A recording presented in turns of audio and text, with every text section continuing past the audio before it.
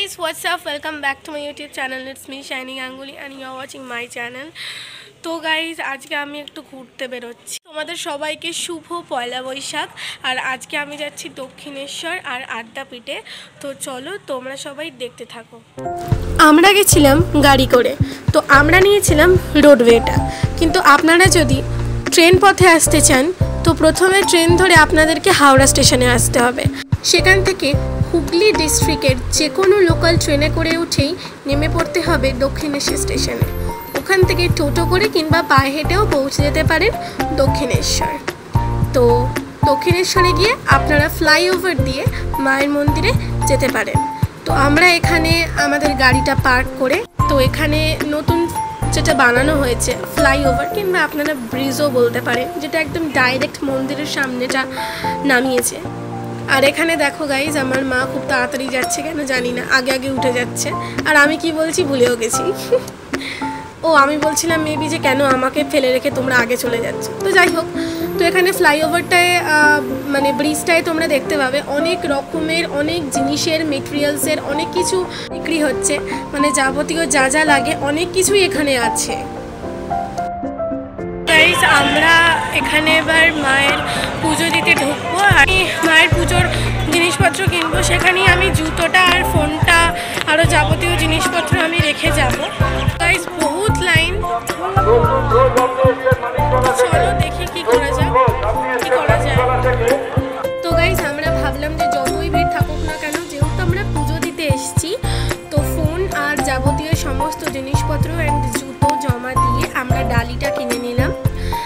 তো মানে যেহেতু phone was not allowed, so ভেতরের পোর্শনটা ক্যাপচার করতে পারিনি, তো বাইরের দৃশ্যটাই তোমাদের সামনে তুলে ধরেছি। আর বি শিওর, একটা কি খুব জোর হলে 1:30 থেকে কিন্তু 3টে পর্যন্ত বন্ধ থাকে মন্দির, কারণ এই সময়টিতে মাকে ভোগ দেওয়া হয়। আর এখানে আমাদের পুজো দেওয়া হয়ে গেছে আর আমরা এখন যাচ্ছি আদ্যাপীঠে ভোগ খেতে। তো গাইজ আমাদের গাড়িটা রাখা ছিল পার্কিংয়ে, তো ওখান থেকে গাড়িটা নিয়ে আমরা পৌঁছে গেলাম আদ্যাপীঠ মন্দিরে।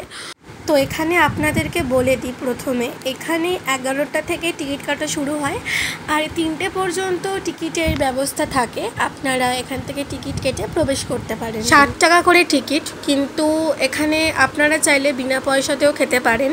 বিনা পয়সায় ফ্রি এরও একটা লাইন আছে, তাতে কোনো চাপ নেই। তো আমরা টিকিট কেটেছিলাম, আমরা 3টে 60 টাকা করে টিকিট কেটে আমরা ভেতরে ঢুকেছিলাম। আমরা কুপন কেটে এখানে আবার ঢুকছি। তো আঙ্কেলকে আমরা টিকিট দিলাম, তো টিকিট দেওয়ার পর আমরা এখানে ঢুকছি। তো আজকে খুবই ভিড় হয়েছে, প্রচুর ভিড়। প্রতিদিনই কুপন নেই 11টা থেকে 3টে পর্যন্ত, আর এখানে কেউ ফেরে না, যেই আসবে সেই প্রসাদ পায়, কোনো অসুবিধে নেই মায়ের বাড়ি। কিন্তু এখানে একটাই অসুবিধাই নেই, কোনো আর একটা সমস্যা নেই এখানে, যে কেউ যদি মনে পয়সা নেই মনে করলে প্রসাদ নেব, তাকেও দিয়ে দিও, কেউ ফিরে যাবে না। এখানে তোমরা ভালো পৃথিবীর যে যেখানে আছে সবাই ভালো।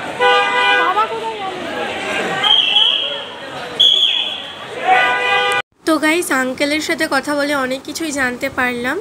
আর এখানে আমরা খেতে বসে পড়েছি। আর এখানে হাজার হাজার ভক্ত শুধু মায়ের ভোগ খাওয়ার জন্যই এখানে আসে। এবার আমাদের এখানে গ্লাস আর প্লেট সার্ভ করে দেওয়া হয়েছে। তো আমাদের পাতে প্রথমেই পড়ে গেল কুমড়োর একটা চপ। তো প্রথমে আমি ভেবেছিলাম একটা বেগুনি, তারপরে আমি ভাবলাম এটা কুমড়োর একটা চপ। খুবই অসাধারণ খেতে এটা। চপটা খুবই সিম্পল ছিল, কিন্তু ওই যে মায়ের ভোগ অসাধারণ তো হবেই। তো তারপরে পড়ে গেল পোলাও, এটা একদম মায়ের মেন ভোগ, যেটা প্রসাদ হিসাবে দেওয়া হয়। তো তারপরে একদম মেন কোর্সে চলে এলো ভাত আর এঁচোড়ের তরকারি। তারপর ছিল খিচুড়ি আর লাবড়ার তরকারি। খিচুড়িটা বেশ গরম ছিল, তাই খেতে আমার একটু অসুবিধা হচ্ছিল। অ্যাকচুয়ালি গরম খাবার সেরকম আমি বেশি খাই না, তো যাই হোক। আর ওর সাথে যে তরকারিটা দিয়েছিল সেটাও অসাধারণ খেতে ছিল গাইস। তারপর ছিল চাটনি আর পায়েস। তো চাটনি আর পায়েস দিয়ে খাওয়ার ভিডিওটা আমি সমাপ্ত করলাম।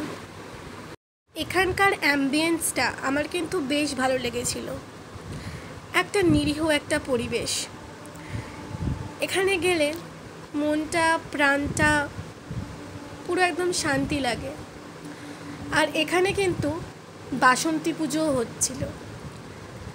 আর আমরা এখানে মায়ের দর্শন করে আমরা বেরিয়ে গেছিলাম সোনার দোকানে। আমাদের সোনার দোকানটার নাম ছিল ভারতগিনী ভবন। তো এখান থেকে মা কি কি কিনলো আর আপনারা যদি যেতে চান সেখানে কিভাবে পৌঁছাবেন, পুরো ব্লগটা আমি ফুল ভিডিওতে আমার আলাদাভাবে সেপারেটভাবে আমি পোস্ট করব, তো আপনারা সেখান থেকে দেখতে পেয়ে যাবেন। তো আজকে আমার ভিডিওটা আমি এখানেই সমাপ্ত করলাম। দেখা হচ্ছে আপনাদের সাথে নেক্সট কোনো ভিডিওতে। শুভ নববর্ষ আপনাদের সবাইকে।